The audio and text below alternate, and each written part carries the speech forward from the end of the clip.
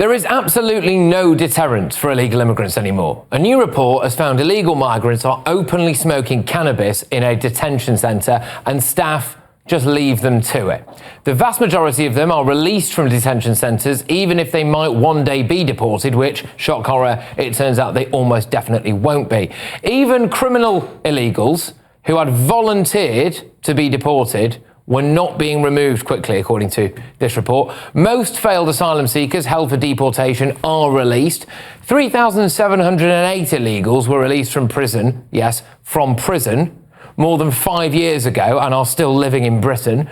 Apparently, the problem was compounded by the fact that staff at the Home Office were saying they didn't know if one of the detention centres near Heathrow Airport would even be open in a few months' time, so they couldn't recruit people to work on the site.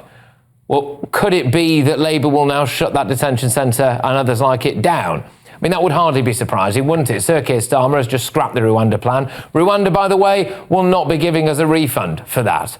And the man who wrote this report into the site near Heathrow Airport made this recommendation. Nobody should be detained in an immigration removal centre unless they are going to be removed quickly from the country.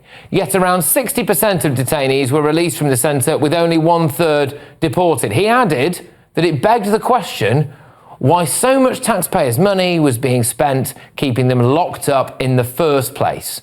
I mean, I can think of a few reasons, can't you? But civil servants at the Home Office advised then Immigration Minister Robert Jenrick that the best thing to do would be to clear the backlog by having a total amnesty. Now, he refused that. Will Labour do the same? Labour have already confirmed that successful asylum seekers will be eligible for the 1.5 million new houses they're planning on building in the next 5 years. We have not yet appointed a head of this new Border Command unit, or whatever the heck they're calling it. We haven't yet introduced new counter-terror laws to smash the gang. So I do ask you, as we sit here today, is there any deterrent at all to stop illegal immigrants coming to Britain? Or actually, has it just become a lot more desirable?